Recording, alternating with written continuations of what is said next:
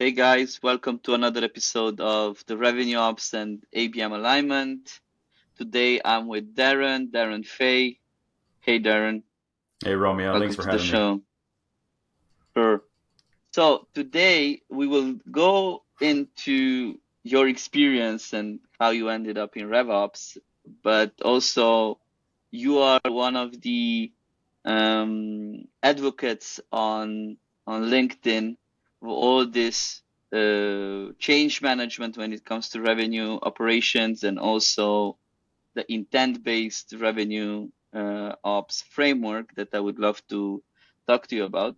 But before we get started, few things about where you work, what you do today, and basically how did you end up in RevOps? If you can, I know it's a long story and you can talk for hours about that, but in a nutshell. Yeah. Um, Fun fact, I started off as a fireman, which is that's me over there. I lived in California. Was my wife and I were working quite a bit. We decided to have a better life for our soon-to-be family. We wanted to have kids. Ended up moving to Utah. Worked for Sprint Corporate and kind of developed in sales leadership through Sprint Corporate, and then realized that my real fondness was for the operational planning and strategy behind all the sales. I kept on doing sales and doing leading sales teams throughout a couple more companies. Then I started really diving in full force into what is now called revenue operations when I was at Claravine and kind of shifted from a sales operations focus to a revenue Yeah, operations focus. And I think then, initially it was more sales ops, right? yeah, totally. It was very singular visioned on a single department and what your focus was and where your success metrics were. And now it's kind of built into this full customer lifecycle focus, which benefits the company greatly because it also benefits the customer base because it takes a lot of friction out of the customer experience. So doing Mm. that through Instructure, and where I'm now sitting at Henry Schein One, and Henry Schein One's the leading dental software company in the United States. So Mhm. that's a pretty good experience. So th tell me a bit about this framework that you mentioned, this intent-based revenue ops framework. Yeah, Is this is the right way to say, like, intent based, right? Which is because intent based always takes me to ABM, right? Not necessarily to RevOps. yeah, yeah. So intent-based revenue operations is all about focusing on the intent of what you're planning on doing and focusing on outcomes that are Hmm. specifically focused on driving the impact that you'd expect in a business. Hmm. So revenue operations can get very quickly derailed in an organization as a support vehicle, and it can be looked Yeah. at as somebody who comes in and helps support what somebody wants to do. Whereas with intent-based revenue operations, you think of them more as a guiding principle that helps the team to guide the business in a way that keeps them focused on their mission. So with intent-based revenue operations, there's four pillars to it. There's people, where you're focusing on supporting and developing your existing team, and then the guidance piece, which is focusing on well-defined mission statements and strategies, and the intent piece, which focuses on mission impact specific OKR development. So you understand what your core mission is, and then you have a very clear, defined OKR practice that keeps you focused on the short term goals that lead to your overall mission. And then the alignment pillar, which focuses on maintaining your workload and priorities, which Hmm. all that gets done through making sure you're focusing on the outcome and not the task at hand. Because you'll get into an organization and you'll have a leader who comes to you and says, I want this done. And revenue operations, sometimes it can fall into a rut to where all you do is answer questions and do what you're told. Whereas with intent-based revenue operations, it's about questioning and having that conversation. When someone says, hey, I want this done, you say, hey, tell me a little bit more about why we want to do it, and dive in and understand the five whys, and understand, hey, what is it that we're wanting to do with it? What is it that your outcome is? Your intended outcome is being targeted. What is the estimated time you'd like to have it done. How are you going to leverage it once it's put into place, and really drive some of those conversations to kind of tease out the true outcome. And in a lot of ways, at least in my experience, I've found through having those conversations, you might realize that the request that you just got isn't actually the ideal solution. And you find a more ideal solution to move forward with. And when you do that, you're actually focusing on the outcome itself and not just the task that's been given to you. And then from there, you monitor that, and you need to be willing to abandon it and move on and adjust with something else if it's not delivering the intended impact.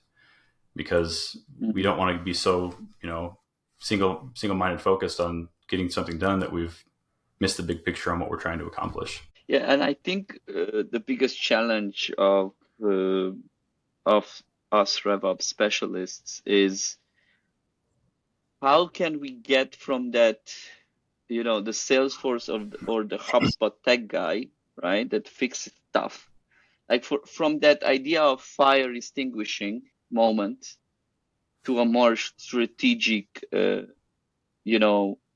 piece of the puzzle in the organization. So in your framework, let's try to break it down. Like you mentioned that people is one of the first pillars in the framework, and it's a lot about change management. So what would be your recommendation in terms of that first step, so that we are not perceived as the HubSpot or the Salesforce guy, rather perceived like, okay, when we build our GTMs, before we even build our GTMs, we get to the table the RevOps, and we make strategic decisions with them on each and every GTM? Yeah, that's a good question. I think a lot of it comes down to, first, you need to build credibility. And in order to build credibility, you need to kind of sharpen your tools and make sure that people you have talking to those people do understand the full customer lifecycle. In doing that, you understand the other person's world, and you understand what the downstream impacts are, and you have a better, full picture of the way the business should be running. Now, when you get a request, there's a prioritization loop that I developed with my team over in Structure. We focused on, we had a gap and we wanted to plug it, so we developed a framework. And the first stage of it is listen, and you listen very intently and to listen to understand, do active listening. Clarify, which is where you ask those challenging questions, which I referred to earlier, where it's help me understand what this is for, what the outcome is you're trying to target. It's going to be uncomfortable because, there are some executives who don't make it super comfortable for operations people to poke and prod. But if you, one of my favorite books is outside of Think Again, Crucial Conversations. It took me a minute. Crucial Conversations, they talk about, premise about making sure you make it safe, right, when you start talking to somebody. So giving the opportunity to give clarity and understand that, hey, the reason I'm asking these questions is so I can better support you, and have that back and forth conversation. And then from there, you debate the outcomes to say, hey, listen, I understand you want this. This is what I think is best. Let me explain to you why. And you need to be able to give the clarity as to why. Once you've debated it, you need to come to a decision on what you're going to move forward with. And you decide what that route forward is.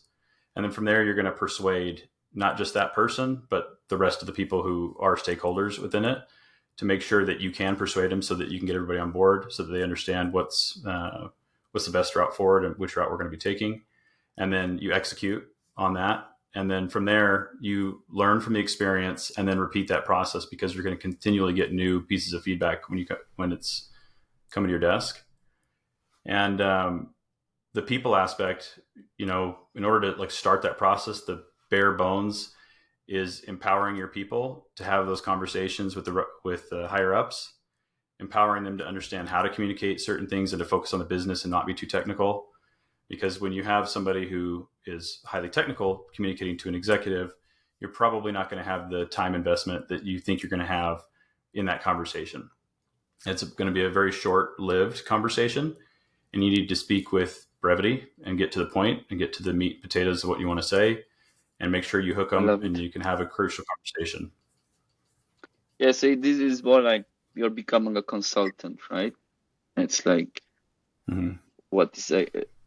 But you mentioned, sorry to peel the onion, but I really want to understand this part. You mentioned about that you need to build credibility, right? So you need to have these quick wins.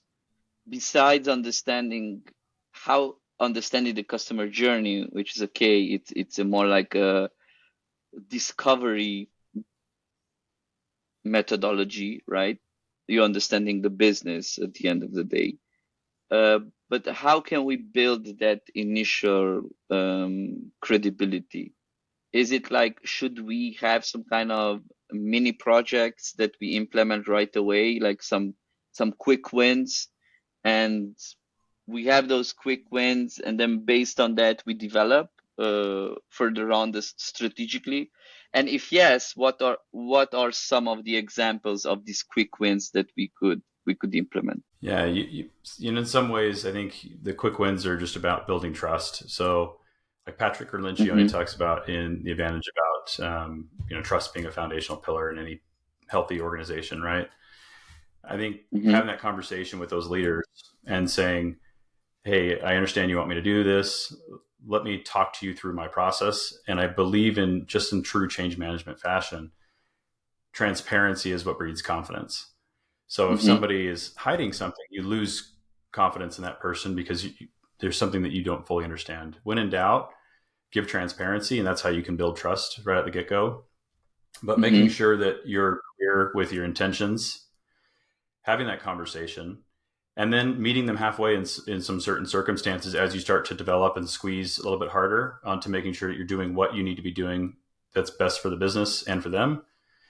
But I find, you know, with working with leaders, you have the opportunity to do something in the organization, do some transformational changes. When you do that, it could be looked at as very uncomfortable, right? And Yeah. just giving them the understanding of how this is going to benefit them and walk them through the process of, hey, this is what we'd like to do and this is why.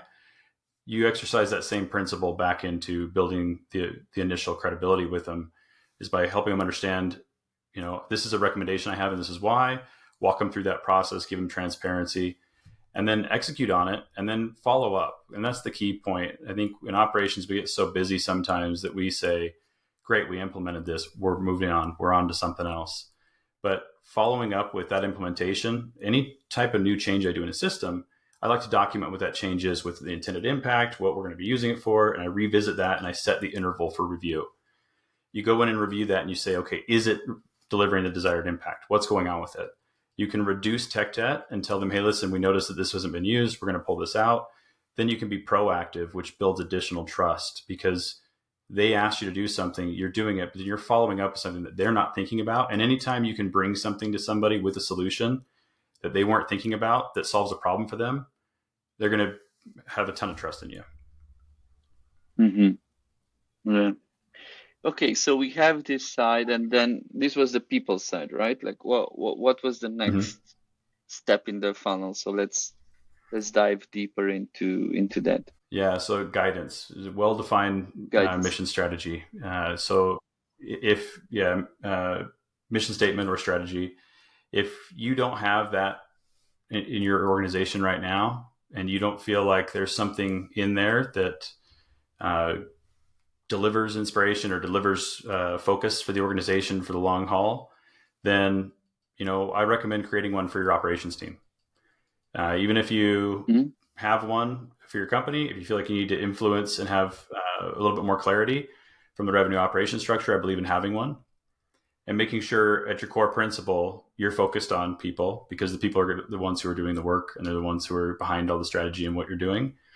And then focusing on the type of work you're doing in your mission statement and how you prioritize and what your outcomes are that you're trying to get to. So, you know, who you are, how you operate, and where you're headed. Okay, could you give us some examples of these? Like, what could be some of these mission statements in an organization, just to understand it a bit better with Oh, I don't. example? Yeah, I don't have any in front of me today, but it could be something as Just simple as examples, like what goes into this. yeah. So I would focus on the mission strategy, focused on, like I mentioned, I would start at who you are. So what type of behavior you want. So you were focused on Mm-hmm. professional development, increased focus on development and retention of the existing teams, and then who operate with transparency and Mm-hmm. trust across the Okay. organization to deliver, best in class operations, resulting in Mm-hmm. hitting or exceeding our revenue targets.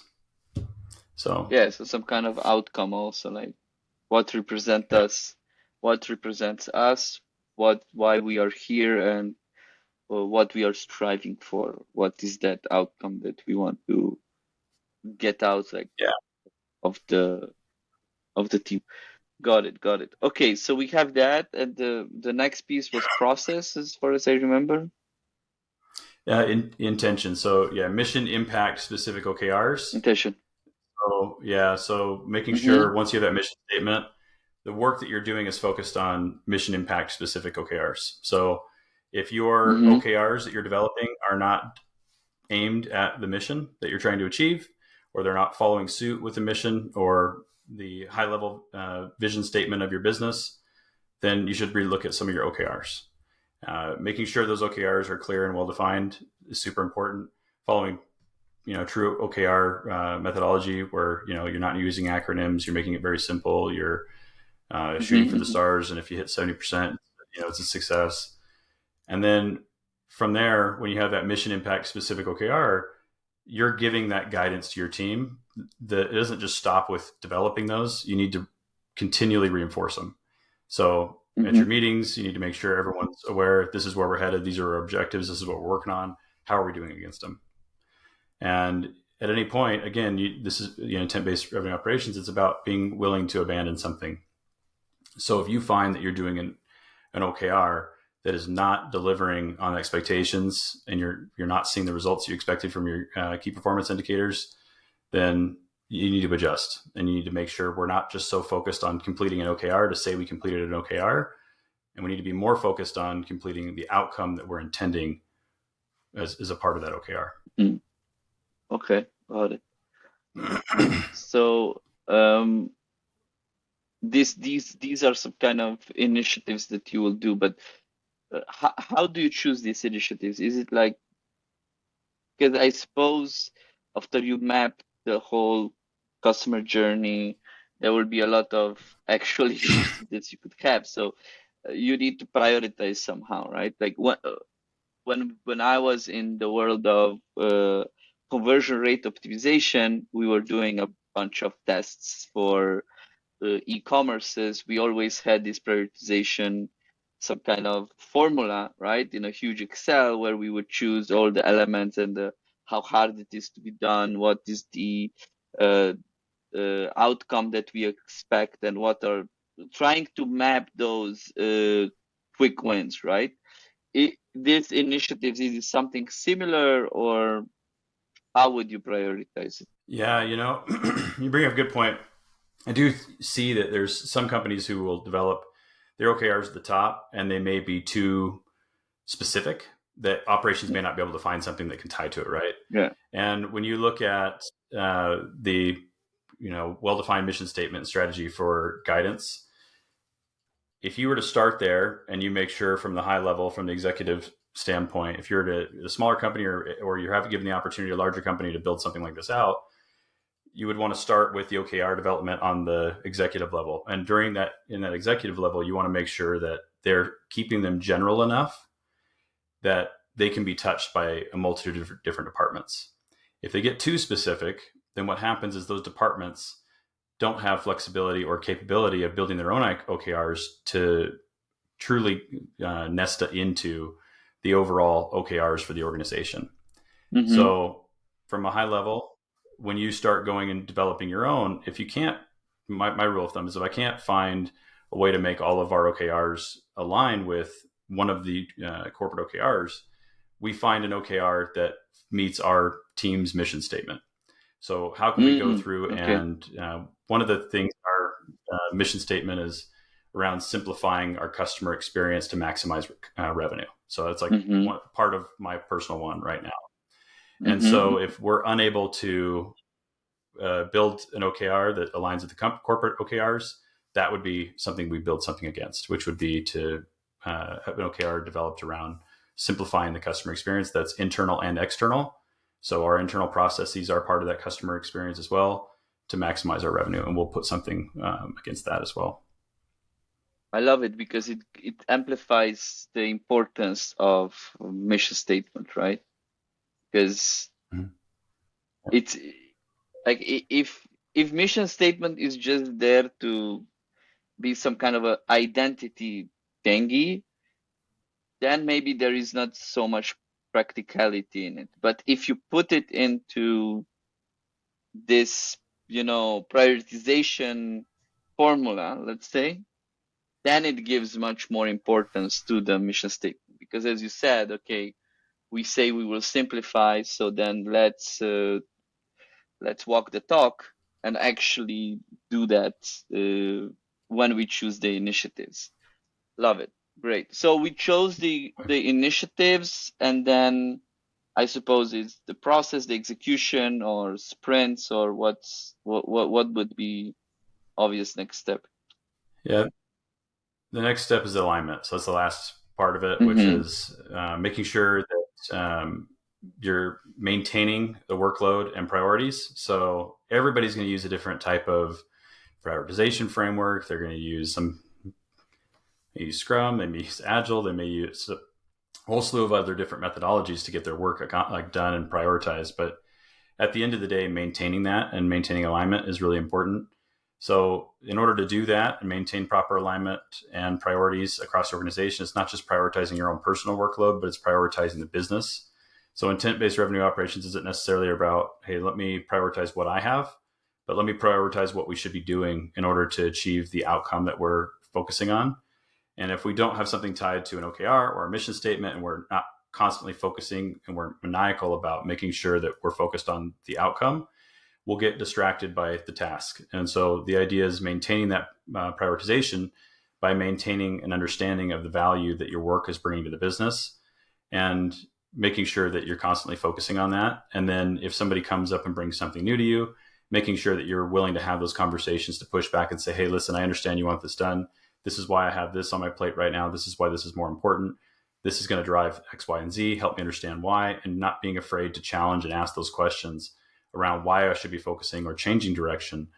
If this is, you tell me which one's more important. It goes back to that prioritization loop where you listen, you clarify, you debate, and then that debate brings out, okay, well, now we're going to persuade you that I'm right and this is why, or we're going to continue to get more additional information where we're going to discover that maybe they're right, and we're going to move forward with adjusting and focusing on the biggest impact that we can bring to the business. And the only way that works is also transparency. So as part of maintaining your priorities and workloads, it's about publishing that, making sure everyone is aware of like what your priorities are, what you're working on, why those are your priorities, and then from there, what the delivered or expected impact would be to be delivered, so that you can push back and maintain Mm-hmm. priorities on an ongoing basis. Got it.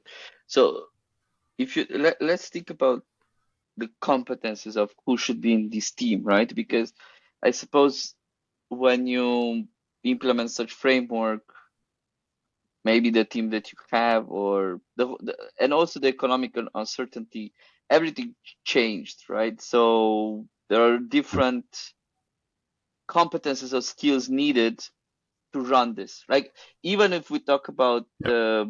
the book that you mentioned, like the how it was like conversation. I A crucial forgot it. conversation. I crucial conversation, exactly. So that for me, it's even like a typical consultant type of a skill, right? That you need to have. And maybe if you're in Yeah. a SaaS or you are in an internal team, you didn't necessarily have these crucial conversation, or you didn't have this kind of consulting type of a tasks, right? Or processes. So if you would build up a team like this, uh, are there some kind of specialities that you need in the team, or it should be some kind of a full stack RevOps person, or how would you build a team for this framework? I think if you have the right leader who understands the full customer lifecycle, then you can Mm-hmm. likely effectively roll this out and enable the team to do it. And it just takes time to develop the team underneath you. You could also hire a consultant to come in, build something for you and build the framework and set the expectations of the team and help support it and enable it. Or you could just focus on, if you have limited resources and you're trying to roll something like this on your own, you just have somebody, a leader who's capable, understands the full customer lifecycle, come in, share a methodology similar to this, and then from there focus on identifying areas of the team that need to be plugged in order for them to be successful against a plan like this. And the first one that always comes up is comfort in pushing back, and the first Mm-hmm. one that always comes is building credibility. And a lot of those things just come with time and how they communicate, because as a typical operator, you may not have a bunch of people on your team that are great communicators with the C-level. So the way I have my team built right now is you have people who are strategists and BI people who are more tied to the data coming out of the systems, the analysis and the recommendations and strategy. And those are the people who are talking with the leaders the majority of the time. And then you have the heads of the systems and process people, and those are the ones that are communicating with the team as well. And as long as those people are able to communicate with the senior leadership team and convey a lot of that, you should be in good shape. And I would say lean on the people who have the skill set to help prioritize and Mm-hmm. communicate effectively. And if not, invest in them, make sure you can help them develop the skill. So what are some skills that you believe 2022, 2024 would will bring for upskilling our RevOps teams? Yeah. So some expected. Can you repeat the question for me?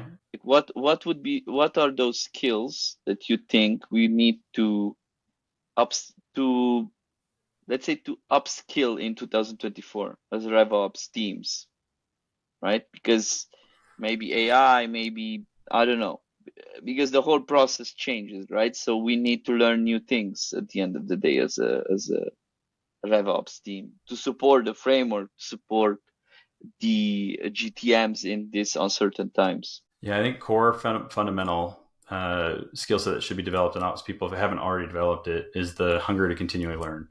So if you're not Mm-hmm. getting a new cert, even if it's in something that you already know how to do regularly, like once a quarter, once a month, a couple times a year, if you're just focusing on growing your skill set, that's going to be the key principle for revenue operations, because you're going to get left behind so fast if you're not keeping up with, podcasts, documentations, ebooks. You're not keeping up with new trends, conferences, things like that. That's what's really going to drive your continued growth mindset in establishing a new way of doing things.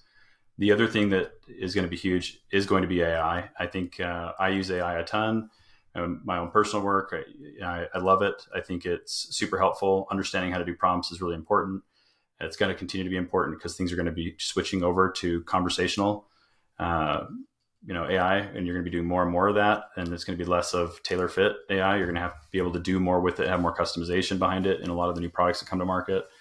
And I think, just as example, we use Clary, and Clary is a forecasting tool that has AI, and it has insights in there all across the board, and it's super helpful for us to understand our accurate forecast.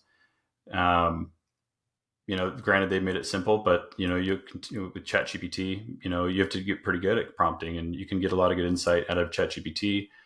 The other piece that I'd say is focusing on, no matter where you're at, if you're singularly focused on sales operations, marketing operations, or CX operations, take an interest in the other departments and start understanding the why behind somebody hands something to the next person, and start, really fine tuning your full understanding of revenue operations as a whole. Because once you do understand that, you can be more and more valuable in your career to kind of follow through, to understand that everything you do has like an equal and opposite reaction to the next department. And that all translates through to the customer experience. So it's probably the three things I'd say are the most important. Are there some examples of AI prompts or how you use ChatGPT for RevOps that you could give us? Yeah, I got advice from an old colleague about training my own AI. So in Uh-huh. ChatGPT, I keep a singular folder. I start with the prompts of letting them know what I do for work. I'm going to be using them to do all sorts of different tasks. This is how I'd like them to respond. I want them to ask me. I want the AI to ask me questions that will help them better serve uh, me with my requests, and it'll Mm-hmm. prompt me with a series of questions that will kind of clear it up. And that's the best part of conversational AI is you don't have to be a pro at it. You just need to know, hey, ask me the questions you need. Help me understand what else I need to Mm, do. If something's mm, not right, you can let them know, hey, this particular prompt didn't quite meet my expectations. I was looking for something more like this. What are some questions you can ask me to help you better tailor a new response? And having that mm-hmm. true conversation is not just about ask and receive. It's about taking the time to train one. Once you've trained one well for your job, keep that same window and continue to put in your requests in that same area, and it just will continue to grow with the additional insights you give it as you're going through, your workload. Got it. Yep. Darren, thanks. That was like really quick and sweet. Like you had a lot of and I love the framework. Where could we read more about this framework, or we can learn more about what you do and what you share with the community? Yeah. You can check out my LinkedIn. It's Mm-hmm. linkedin.com. Like it's / Darren Fay or Darren-Fay.